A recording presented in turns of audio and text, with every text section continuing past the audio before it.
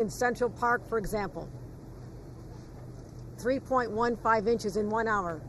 It broke a record literally set 1 week earlier. That says to me that there are no more cataclysmic, unforeseeable events. We need to foresee these in advance and be prepared. And we learned a lot of lessons. From Sandy, we built back resiliency. Our coastal shorelines are in much better shape than they had been. But where we have a vulnerability is in our streets, with the higher elevations now, where the flash floods, which were unknown before. This is the first time we've had a flash flood event of this proportion in the city of New York and in the outlying areas. We haven't experienced this before, but we should expect it the next time. And that means we have to continue investments in infrastructure, working in partnership with our federal government and support from Senator Schumer and President Biden, who are working so hard to get the infrastructure dollars back to our states so we can build this up, working in partnership with the mayor and other officials to work collaboratively and get this done so we can take care of the drainage shortcomings in our streets, because when the streets get flooded, what happens next? The water rushes down, not just through the highways, but also finds its way to penetrate our subway system. And as a result, what happened yesterday? Trains were shut down, people were stranded. The fear that they must have experienced when this occurred, I cannot imagine. And I don't want this to happen again. So what we're doing is yesterday in preparation, we directed all of our state resources to be prepared. Our DOT, Thruway Authority, MTA, Port Authority, all of our first responders embedded with the local teams here and throughout Long Island, Nassau, Suffolk, Westchester, Putnam, Rockland counties. All of those have suffered some form of loss. We wanted to make sure our crews were on the ground. We also have pumping systems in place, taking care of the subways, literally removing the water physically. And I want to thank, first of all, everyone who was involved last night. But our transit workers are heroes, especially all the bus operators who had to be deployed to literally take people from stations to where they needed to go. So it was an extraordinary rescue operation just a few short hours ago. Moments ago, I was on the phone with the White House. President Biden called, offered any assistance. He repeated any assistance that the state of New York needs. I told him we'll take him up on that. And what happens next?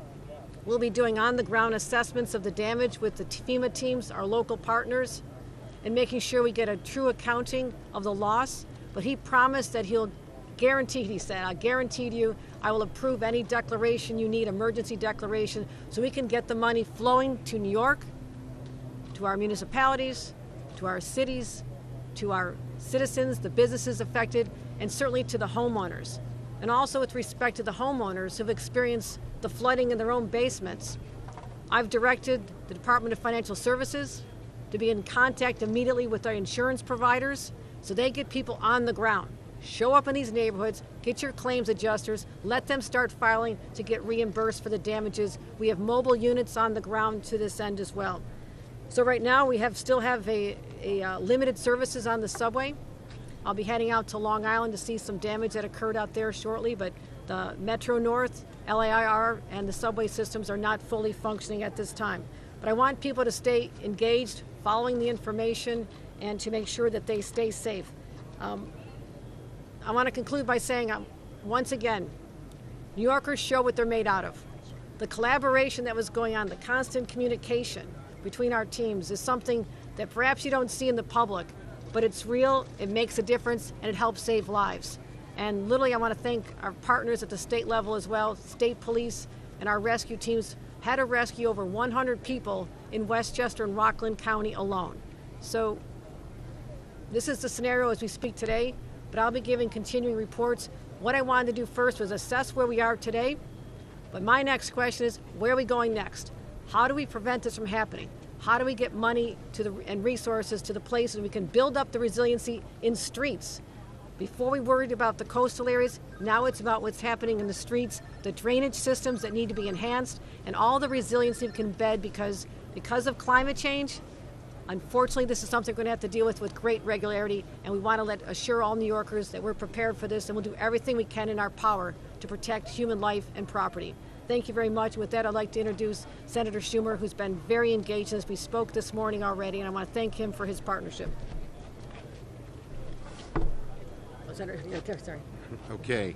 Thank you, Governor. And first, my condolences and heart and prayers to all of the families who have lost loved ones. Imagine the horror of you're sitting in your own basement apartment and the water just floods in all of a sudden with no notice, and you struggle to get out, but you can't. It's an awful, awful situation, and our hearts go out to them. I, too, want to thank all of our New Yorkers at the city and the state level, as well as the other localities, who always go all out. Unfortunately, we in New York have experienced too many emergencies in the last decade. And the one thing we've learned through these emergencies is how strong New Yorkers are and how much our public servants want to go all out and risk their lives to preserve other people's lives. And we thank them. I'm going to make 2 points here.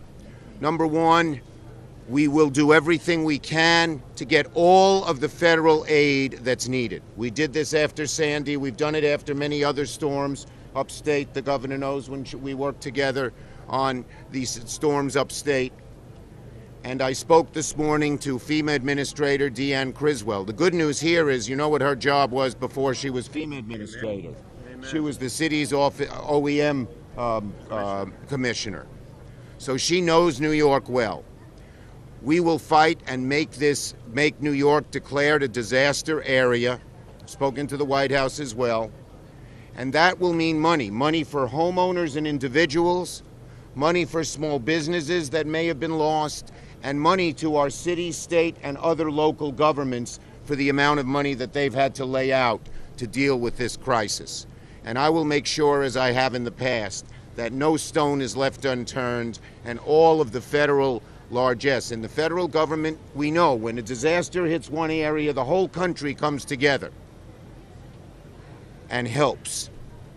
And that's what we're going to ask here for New York, just as we are helping in California with the fires and out west with the fires, etc. And that relates to my second and final point. Global warming is upon us. When you get 2 record rainfalls in a week, it's not just coincidence. When you get all the changes that we have seen in weather, that's not a coincidence. Global warming is upon us, and it's going to get worse and worse and worse unless we do something about it. And that's why it's so imperative to pass the 2 bills, the infrastructure bill and the budget reconciliation bill. The second deals with climate change and will reduce the amount of carbon we've put in the atmosphere by 50% by 2030. The first bill deals with infrastructure, and built into that infrastructure is something I started fostering with Sandy, that we don't just build infrastructure, but we build resilient infrastructure. So when these floods or fires or anything else occurs, they are much more resistant. And results of that from the Sandy money, but we need much more of it. And these bills do that. Woe is us if we don't recognize these changes are due to climate change. Woe is us if we don't do something about it quickly, both in building resilient infrastructure and going to clean power, whether it's in homes, in electricity, in transportation, to stop the global warming or at least reduce its awful effects on this country. I want to thank the governor for being here right on the spot. I want to thank the mayor. He's always available. Our borough president, our great congressman who I work with on these federal issues, Greg Meeks, John Liu, Danique Miller, and everyone who is here. Thank you. And now it's my honor to call on Mayor de Blasio. Come on, Mayor. Thank you, Senator. Senator Schumer's right. We are in a whole new world now. Let's be blunt about it. We saw a horrifying storm last night, unlike anything we have seen before. And this is a reality we have to face. Unfortunately, the price paid by some New Yorkers was horrible and tragic. We have now lost 9 New Yorkers to this storm. 9 people who were alive at this exact moment yesterday. No idea that such a horrible fate could befall them families in mourning right now. We need to be there for them and for all the New Yorkers who right now are dealing with the results of this horrifying storm. I want to thank Senator Schumer. We spoke earlier today. I know he will get us the maximum federal aid. Our homeowners need it. Our business owners need it. People are going through hell right now. They need help.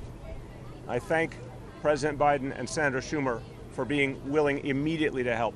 Governor Hochul, we spoke repeatedly last night, this morning. Thank you for your leadership. Thank you for the way the state of New York responded. We are truly all in this together. And storms affect all of us. But what we've got to recognize is the suddenness, the brutality of storms now. It is different. A record set 2 weeks ago, another record set now, rainfall like we haven't seen ever before. This is the biggest wake-up call we could possibly get. We're going to have to do a lot of things differently and quickly. But what is a constant is our first responders. I want to thank the men and women of the FDNY and EMS, NYPD, Environmental Protection, all the agencies that were out in force last night, rescuing hundreds and hundreds of New Yorkers. So many lives were saved because of the fast, courageous response of our first responders. People helped from a subway train safely. People helped out of a car in the flooded area. This happened literally hundreds of times last night. And God bless our first responders who were there. We've got a lot of work to do right now to help New Yorkers recover. But we also have a lot of work to do to change the very approach. I agree with the governor. It's time for an entirely different approach because we're getting a signal here. And it's not going to be easy. We're going to need all that help possible from the federal government. But in our time, we have to make this change. We've gotten the message. We have to make a change to protect the lives of the people of this city. Thank you. And now I'd like to call on someone who's been tremendously helpful and always make sure that we get help in this city, Congressmember Gregory Meeks.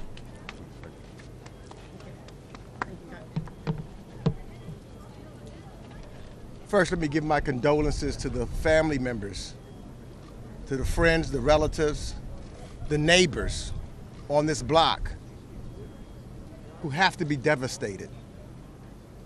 One day, it's a beautiful day, and we know that in Queens, neighborhoods are families, block associations working together, neighbors protecting neighbors' homes. This is absolutely devastating, and my heart reaches out to each and every one on this block and in this family. A mother, a son,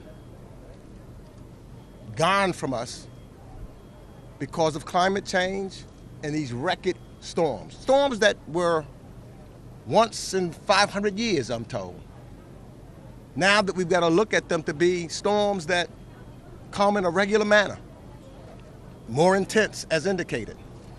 And so I want to thank, I spoke to Speaker Pelosi to make sure that we work very closely with Senator Schumer so there's no separation between the House and the Senate, and I think all of the members of the United States Congress, and bringing the resources here to the city of New York. Let me thank the mayor and the governor for their working on this instantaneously. Now, we know happen to be here in southeastern Queens in the 5th Congress. Knowing that we need infrastructure, it is absolutely crucial and important that we pass reconciliation. One of the reasons why it's important, I know for flooding in southeastern Queens, I have a request in now that was passed in the House, but it's got to be passed in the reconciliation bill for some close to $4 million just for blocks like these to improve the infrastructure and to stop the flooding that we know takes place here. If you just looked at what this place looked like, and there's pictures now at 10 p.m. last night, it was devastating. And finally, let me just say thank you to all of the men and women working in all of our emergency services and the heroes and sheroes, as the governor indicated, from our transportation. And when I looked at the number of bus drivers and the people in the subway systems getting people out into safety, also rescuing people that were stuck in their cars, they are really heroes, putting themselves at risk for the rest of us. So again, thank you. I want to thank my city councilman who has been working here for a long period of time in this very block, trying to make a difference for the people of this district, for all of the hard work that you do in the city council, and our former borough president, now DA, Melinda Katz, for all that she does. So I now want to bring up the current borough president, who is working very hard to make sure that this borough receives all the infrastructure dollars and the attention that it rightfully needs. Donovan Richards. Thank you, Congressmember, and thank you to both the governor and the mayor for their support this morning or into the wee early morning hours. I want to thank all of the agencies. First off, let me start by saying that we mourn, all 2.4 million Queens residents mourn the lives of those lost on the early morning hours due to this catastrophic storm. Let me also just say that we've surveyed a lot of different communities across the borough, and I'm happy to say that Rosedale and the Rockaways, because of the investment by the city, I want to thank the mayor for his $2 billion investment into Southern Queens. We definitely saw a different story this time around based on that investment, but we know that's still not enough, and that's why we're here today. We need Washington, D.C. to move with a level of urgency. We've been here before in Hurricane Sandy. We still are waiting for the Rockaway reformulation plan. We have a Howard Beach plan. There are many parts of this borough that historically have flooded, and it's only going to get worse. And unfortunately, if we do not address climate change, we will continue to lose lives across not just this borough, but across this country and state. And we don't have to look any further than Louisiana to see what also happened there as well. A few things I want to mention to homeowners out there today. Please document all of your losses. I've spoken to some homeowners here. Put a claim in with the comptroller as well as with your insurance companies as well. I know that a lot of residents struggle with flood insurance, but these are some key things to do. I'm also asking companies to allow their workers to work remote on today. And if you're not an essential worker, to really stay off of the roads as well. For the neighborhoods of Whitestone, College Point, and parts of Flushing, Left Rack, I want you to know that we are here. I've asked the governor on today for assistance to our small businesses and to our homeowners as well. And she's given her stamp of approval on all of those things. So there's a lot of work that needs to be done.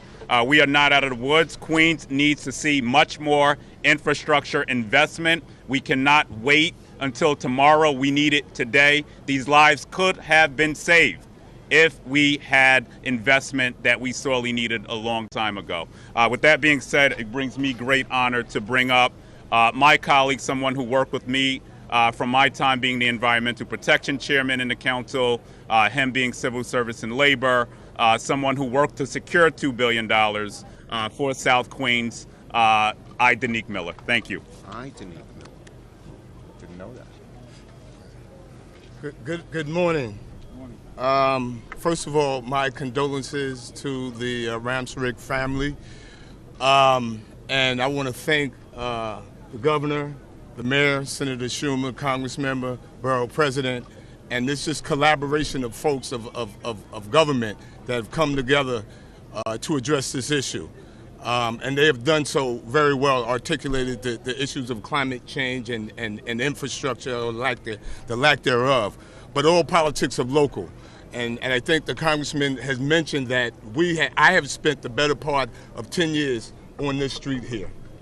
And I probably had about 6 to 12 inches of water in my basement this morning.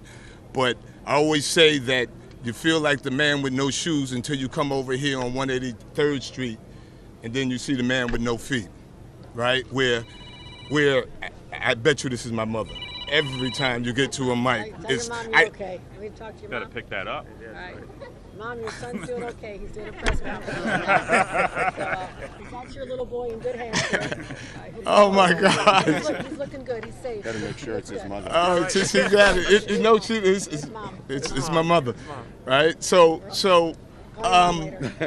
yeah, we felt like until you see the person with no feet, where folks here have a foot of water on the first floor and not in the basement. And the cruel irony is, as Borough President Richards indicated, of the $2 billion in infrastructure that was spent, in nearly half the city's infrastructure budget, spent here in Southeast Queens, the priority was 183rd Street. When that schedule came out, we said, no, don't do Cambridge Heights, don't do Springfield Gardens, do 183rd Street first. And guess what? They did. And then they did it again because it wasn't done right the first time. And we're still here today. And so there has to be oversight, and we have to figure out what we're not doing right. That we have to make sure that these folks, that every time it rains, that they're not out here. Every time it rains, my staff and I, we have the hot spots, as the borough president knows. You call over here, you call certain areas in Springfield Gardens to see if it's working. And guess what? 2 weeks ago when we had the major flood, then the record breaker, we were okay. This was different, and the loss of lives are unacceptable. We absolutely have to make sure that we're taking care of families. And I want to just say that this group of folks here are the epitome of resiliency. They take care of each other, they feed each other, they house each other, and we're here with you. We're going to continue to be here with you. Again, I want to thank the governor, Senator Schumer, the mayor, just for the collaboration of resources that are going to be here in Queens. We want to make sure that that we're all here to make sure that this is done equitably, and that these folks here that have been suffering so long suffer no more. Thank you. At this point, we'll take questions. But I also want to make a statement before we go on to questions. To the people who live on streets like these throughout the city of New York, I want them to know, a new administration, my administration, we don't govern by press conference. Yes, we're here today to answer questions, but I want to assure them it's not just about today, it's what we do tomorrow, the next day, and the next day. So you're going to see a different tone, a different era of collaboration. And I served as a council member for 14 years, so I've been in the streets for a long time to know what it takes to get the job done. You don't just show up one day, you show up until the job is done. And with that, we'll take questions. Marcia? I'm going to go. Okay, thank you, Senator. Thank you, Governor. Marcia. Hey, Jumani. Also want to acknowledge the presence of our public advocate, Jumani Williams, has joined us as well, and Senator John Liu has joined us.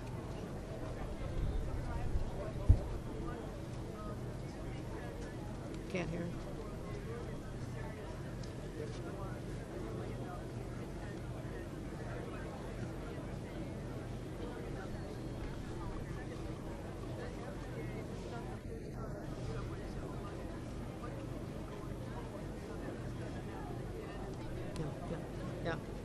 Excellent questions. Those are my questions this morning when I spoke to the leadership at the MTA. Here's what we need to do. We need to identify the areas where we have vulnerabilities on our streets, where the drainage systems are not functioning properly and they're close to the entrance of a subway. And we need to be able to fix those first so we don't get a situation where the drainage system, the sewer system can't handle the volume and then the water just creates a river down the steps and into the subway system. I think that's our first priority. I know that's my first priority. So I want to also have an after action report on this. What did we know? When did we know what we had? What information do we have? Were there any intelligence failures in terms of our preparedness? I know I deployed resources yesterday morning, but we did not know that between 8:50 and 9:50 p.m. last night that the heavens would literally open up and bring Niagara Falls level water to the streets of New York. Could that have been anticipated? I want to find out. Is that something we should have known in advance? And the question is, should we have shut down subways earlier? You have to realize many people are already on the subways. We shut them down, they're trapped underground. That is not an option, but I want to assess why we don't stop people from new passengers from going down the stairs into them. It's all should be about evacuation, not bringing new people into the system at the time. And your first question was? Yeah, there were storm warnings, tornado warnings throughout the evening, but I'll see whether or not more could have been done. That's a good question. Yes. Governor, two questions. You, Governor Hochul, not to know more question. Can you talk about any damage at MTA rail yard and other bus depots? And then a question from Mayor de Blasio. Yeah, we have damage. We have damage, and I'm going to be out visiting some of the sites right now. And we'll be embedded with FEMA personnel. This is what happens first. Everything has to settle down, stabilize, make sure we're protecting life and property, job number one. Number two, within a few days, we go out there with the FEMA crews, literally add up the extent of the damage, file for our declaration with the federal government, and this is, again, what President Biden assured me. He said, Kathy, I'm going to do this for you. You tell me what you need. So we're prepared to take all those steps, starting right now. And from Mayor de Blasio, we just heard from a neighbor who said they have been asking for help about the sewers. Can you, and some maybe, I saw DEP, DDC, DOT, can you explain why this was seemingly such a failure on the part of the city where you have streets, neighborhoods not even in flood zones, basements flooding, people couldn't get out, they weren't notified. Walk us through that. Let me get our DEP commissioner, I think is here, Vinny Sapienza, who can speak to the specifics. Have him come over. Look, as you heard from Congressman Meeks and from Borough President Richards and Councilmember Miller, over the last few years we made a $2 billion investment in addressing the infrastructure problems of Southeast Queens, including the sewer problems. This is a tragically very long-standing problem, and one of the things that became clear was we were going to have to make an extraordinary investment to address it. As you've heard, that investment is having an impact, but it's not complete. It's been going on for years. It will take some more years to finish. In terms of the impact of the investments here in this immediate area, Commissioner Vinny Sapienza, DEP. Thanks, Mayor. Here we go. Okay. I can do it. Yeah, so thanks. So a couple of things. One is the rate of rainfall that occurred was just really extraordinary. Councilmember Miller mentioned the storm we had, a couple of weeks ago with the remnants of Henri, which was about the same total amount of rainfall that fell, but this all fell really within a very short window, few hours, and I think that was a big difference. As the mayor said, we recognize in this area of Southeast Queens, an investment was needed. It was long overdue. The mayor announced a $2 billion commitment a few years back, and that work is well underway. In terms of here.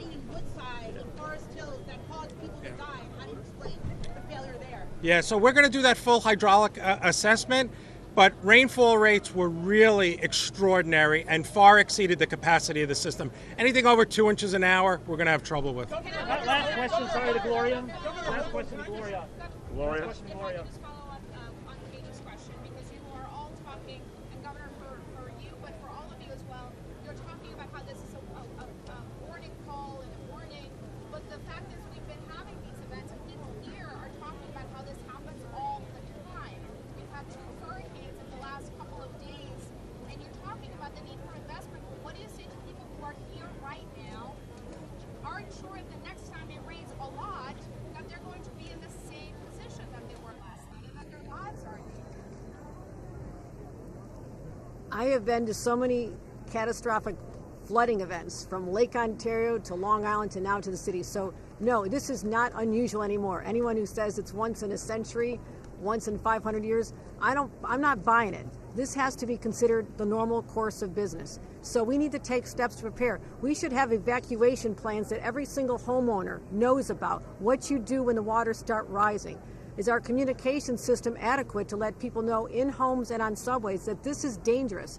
Are alerts going out on people's cell phones? How do we communicate, and are we doing a good enough job? Because I'm not going to stand here and guarantee it won't happen again tomorrow. I don't know that. But I know we need to do much more in our resiliency, addressing climate change, and we have an aggressive program that I'm going to even take to the next level. But that's long term. That's not going to help the people on the street. I'm not going to pretend it will. What I'm talking about is letting them know we've got their backs. We'll help them heal. We'll get them the resources from the federal government once they get that declaration, and let them know we're not satisfied either. This is not okay with any of us. Yeah, and let me add, excuse me, Governors. Gloria, to your question, I think we now understand that every attempt at projection, bluntly, is failing us. Let's be clear. We're getting from the very best experts projections that then are made a mockery of in a matter of minutes. What I want to work with the governor on, and by her comments you can see she's already there, we need to start communicating to people that we should assume things are going to be much worse in literally every situation. Yesterday morning, the report was 3 to 6 inches over the course of the whole day, which was not a particularly problematic amount. That turned into the biggest single hour of rainfall in New York City history with almost no warning. So now we've got to change the ground rules. From now on, what I think we do is tell New Yorkers to expect the very, very worst. It may sound alarmist at times, but unfortunately it's being proven by nature. The infrastructure investments, look, $2 billion for Southeast Queens is a big deal. But what we're seeing is we're going to need more than we ever possibly imagined. Thank God, for the first time in our lifetimes almost, the federal government is finally truly committed to infrastructure spending. But I don't think it's too little too late. I think it would have helped us a hell of a lot more a few decades ago, but we're going to be playing a lot of catch-up. But we're talking not billions, tens of billions, even hundreds of billions to really be able to make people safe. Let me just say one thing on that. The $3.5 that we're trying to get through in the reconciliation bill is to deal just with that. That's why that's such a big issue in Washington, D.C. Not just the 1.8 for infrastructure, but when we're talking about climate change, when you're talking about housing, when you're talking about making sure that we have the resilience for the future, not for today, just for today, but for the future, we must get this $3.5 trillion bill done. And that's what it's all about in Washington, D.C., and we're coming together to do that. Okay. Thank you. All right, thank you, everybody. Who are you asking? Can we get an update on the victims? Do you have the specifics? Just first, our hearts go out to all the victims. It's an unimaginable loss for New York City and for Queens. Right now, and we pray that the number does not go up further, we have 9 confirmed victims. 8 of the 9 victims are in the borough of Queens. 8 of the 9 victims also took place in residential homes in basements. The latest victim that we have is a individual that passed away after a vehicle accident on the Grand Central Parkway, and that individual was discovered in the backseat of the car within the last hour. So again, we pray that the number does not go up from there, and certainly in the NYPD and all city workers, our hearts go out to all the victims for this terrible tragedy.